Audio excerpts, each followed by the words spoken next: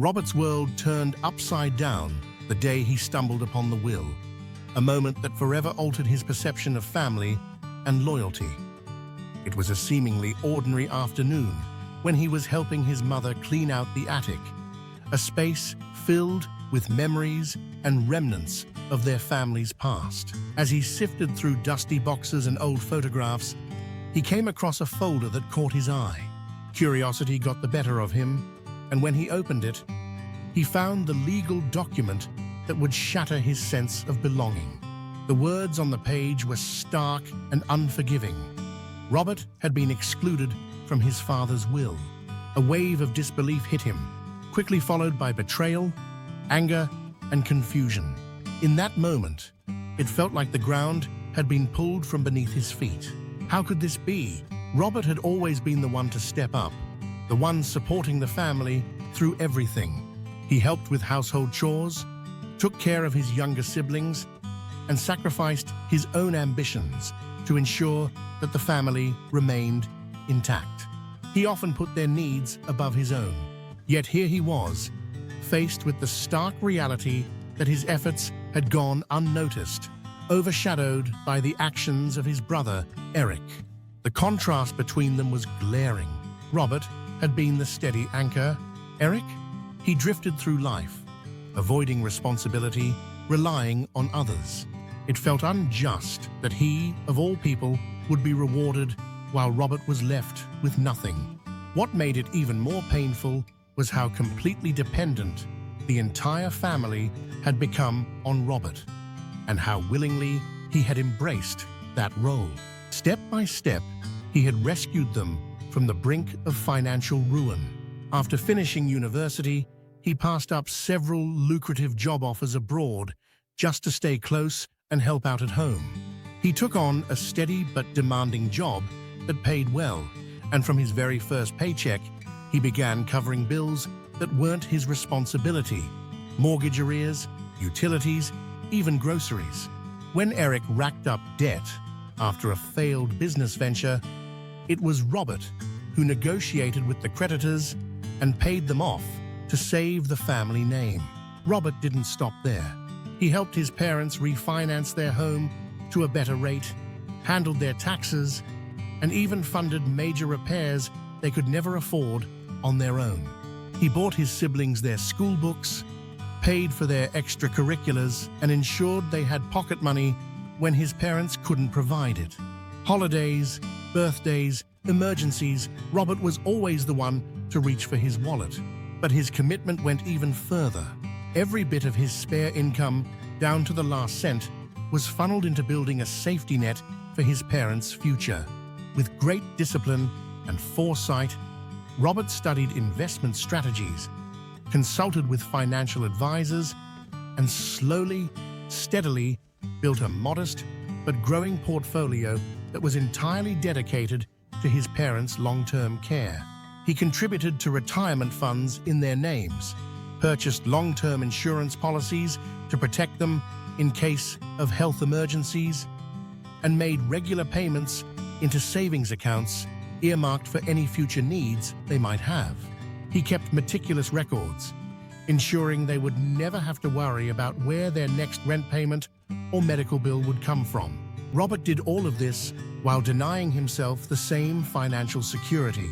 He lived in a modest apartment, drove an old car well past its prime, and dressed plainly while his friends were buying homes, starting families, and traveling the world.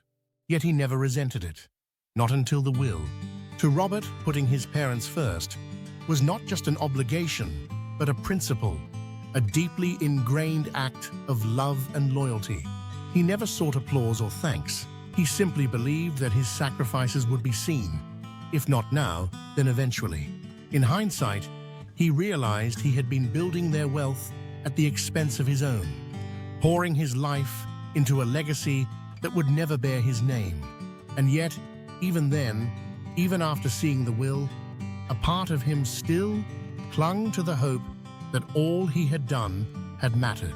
He could trace every turning point in their lives back to one of his sacrifices. When they were on the verge of losing the house, it was Robert who stepped in, reorganized the budget, and paid the overdue mortgage installments in full.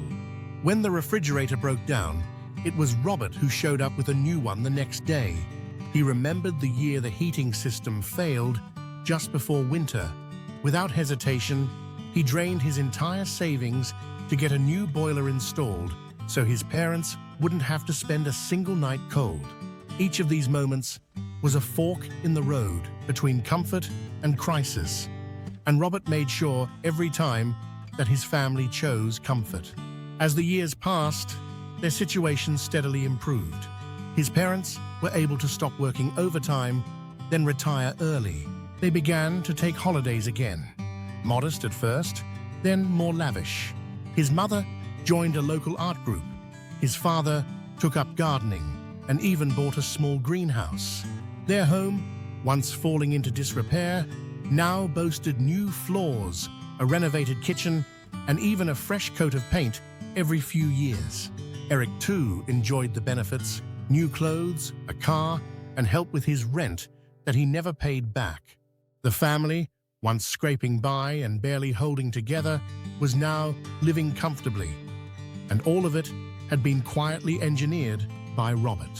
He never thought of himself, his own dreams, traveling, launching his own startup, even simple things like buying a new car, were pushed aside without hesitation. The family was his mission, his purpose. Every decision he made was filtered through the lens of their needs, their happiness, their security.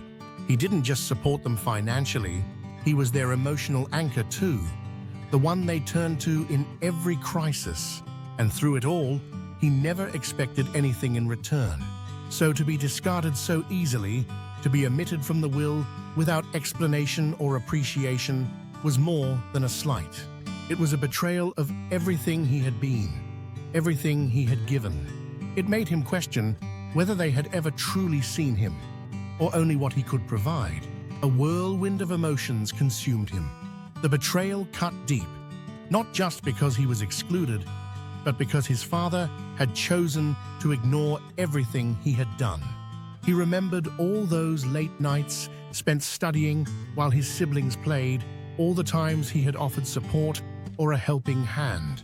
Robert truly believed his dedication would be acknowledged. Instead, he felt like a stranger in his own family.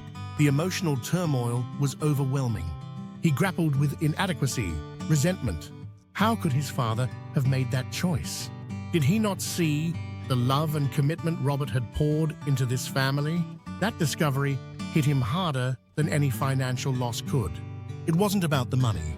It was a blow to his identity, to his sense of self-worth. He felt stripped of his place in the family, an afterthought. Just the idea of confronting his mother or Eric filled him with dread. Would they understand his pain, or would they dismiss it as jealousy?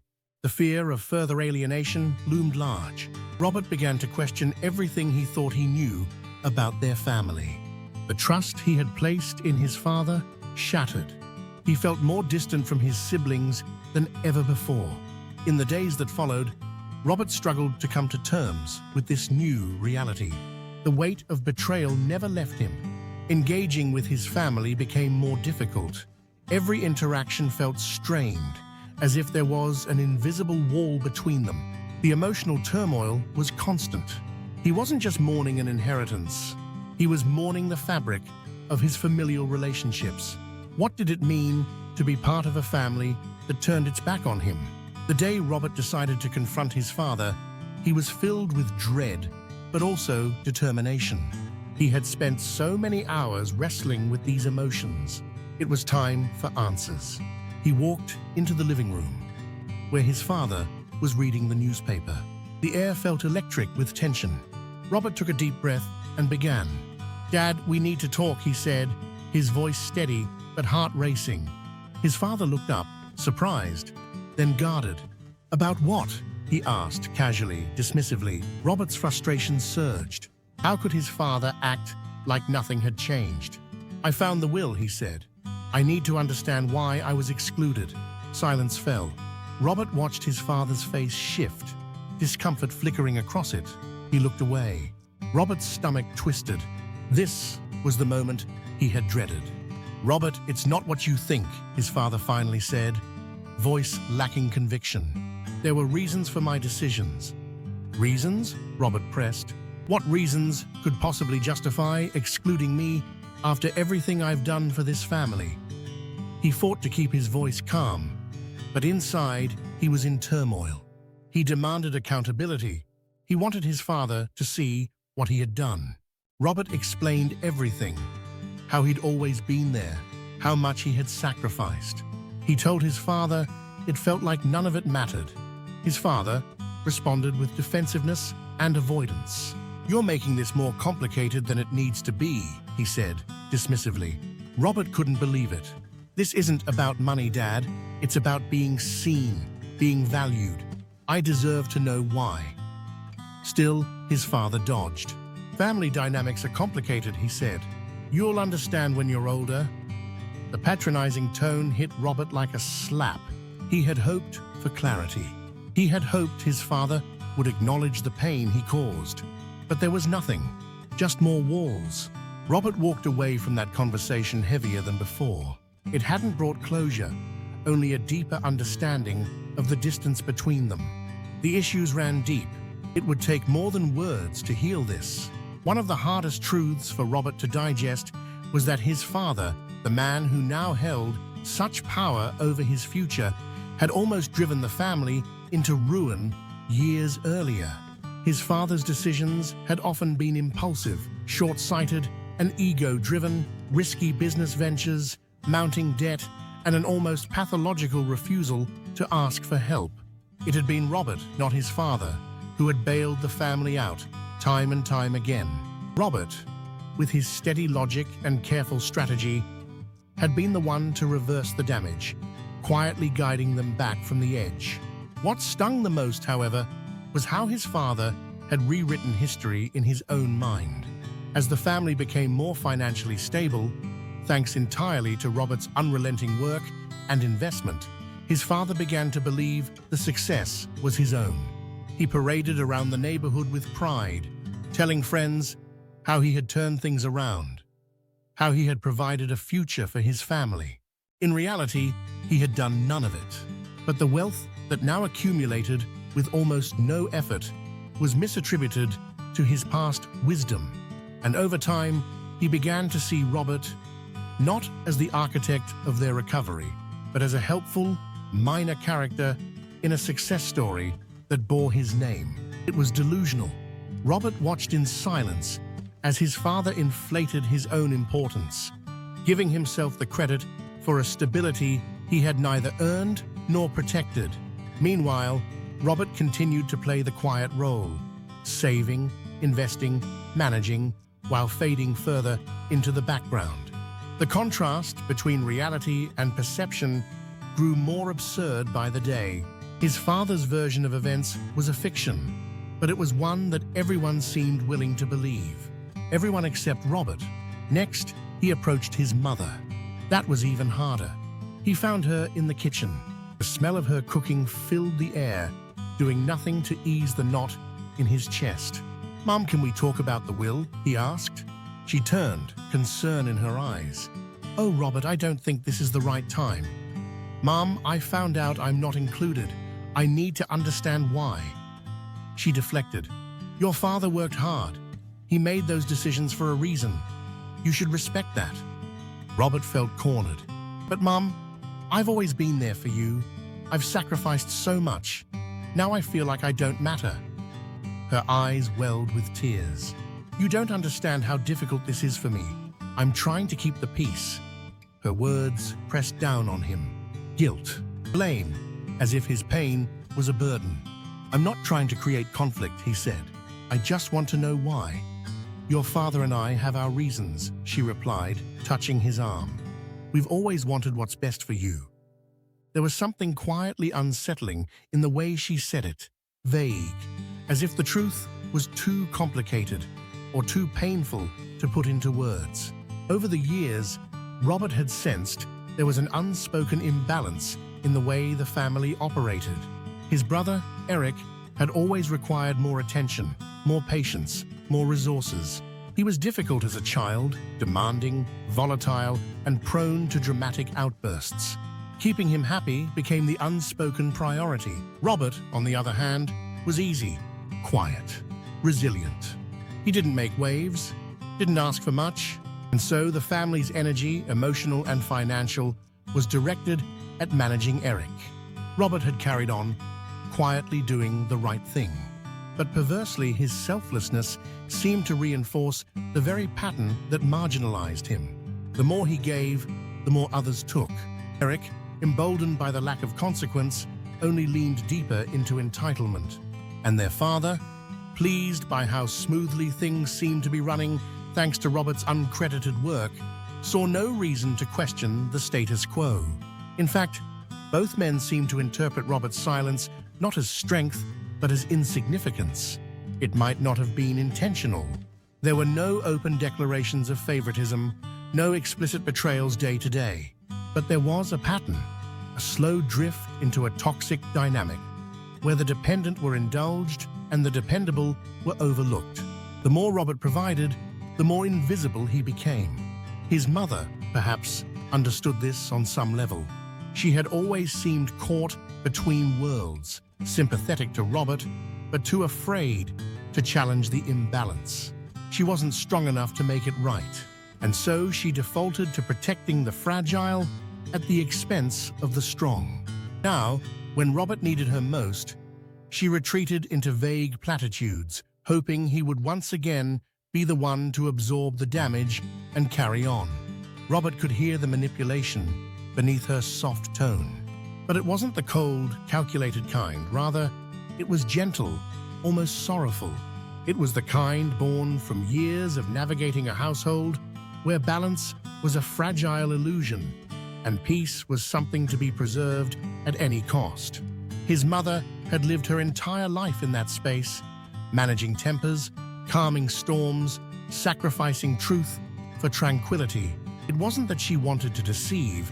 She had simply learned that survival in this family meant smoothing edges, sidestepping confrontation, and doing whatever it took to reduce drama. She hadn't planned it.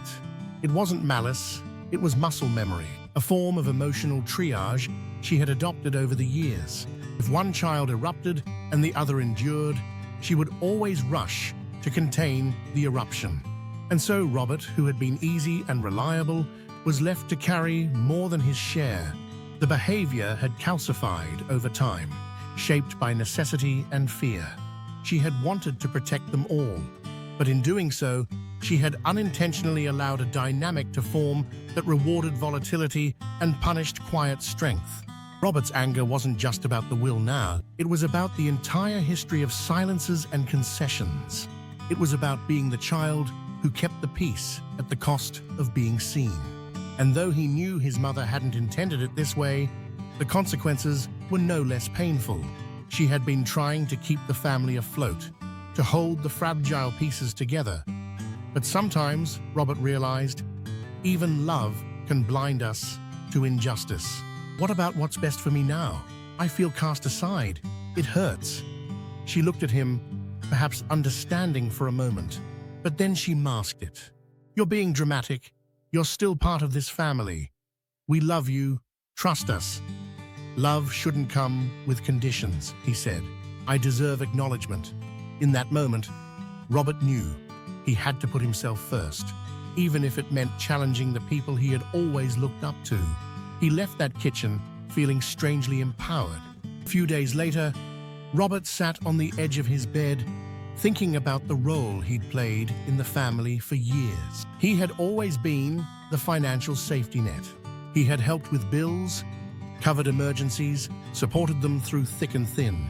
But after everything, the will, the manipulation, he knew it had to stop. He decided he would no longer support them financially. The weight that lifted from him was immense. For the first time in years, he felt free.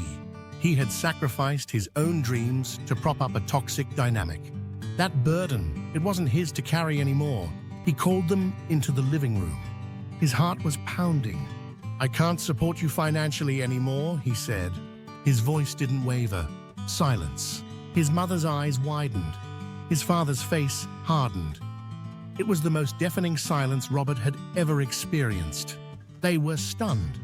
He watched the disbelief settle in. And then came the calls, the messages, the guilt. "How could you do this to us, Robert? We've always been there for you," Eric chimed in. "You're selfish. You're abandoning the family." Their words were like daggers, but Robert stood firm. Every time one came in, he reminded himself why he had made this choice. He wasn't being selfish. He was choosing himself. Still, the guilt lingered. It hurt to be cast as the villain. He had always been the responsible one. Now, he was being treated like the enemy. "You're just like everyone else who leaves when things get hard," his mother told him. That broke something inside him. But he kept reminding himself he had to stand in his truth. Robert leaned on friends. They understood. They reminded him that boundaries aren't betrayal. They are self-care. Slowly, he began focusing on himself, his career, his interests, things he had long neglected. He began building a life that felt like his own. But even as he reclaimed pieces of his identity, Robert never strayed far from his innate kindness. It would have been easy to grow cynical, to hoard what he built for himself and wall off the world. But that wasn't who he was. As his financial stability grew, Robert began quietly supporting local charities, youth organizations, and community shelters. He never announced it. There were no press releases, no plaques bearing his name, no grand gestures. He simply gave, anonymously, intentionally, and with heart. If a school needed new books, he made it happen. If a community center was at risk of closing, he wired a donation. If a struggling single mother needed help with groceries, he found a way to cover it. Robert believed that the truest form of generosity was the kind done in silence. He wasn't seeking recognition, he was simply continuing to live by the same principle that had always guided him. If he could help, he should. It was his quiet way of restoring balance to a world that had so often asked him to give without return. And in doing so, he didn't just build a new life, he built a legacy that, while unspoken, would ripple outward in quiet, meaningful ways. Even as the manipulation continued, he held firm. He wasn't a villain. He was finally authoring his own story. And then he did something big. He shared his story publicly. He took to social media. He wrote about everything, the manipulation, the sacrifice, the decision to step back. He wrote with honesty, pain, and clarity. When he hit post, adrenaline surged through him. He was nervous, but he was also free. Support poured in. Friends, even extended family, reached out. "You're brave, Robert. You deserve to put yourself first. Your story resonates. Thank you for sharing." Their words were a balm. Robert felt seen, understood, validated. He realized he wasn't alone. He had a community of people who got it. The empowerment was real. He was no longer a passive character in someone else's narrative. He was the author now. This was Robert's story, and he was finally living it on his own terms.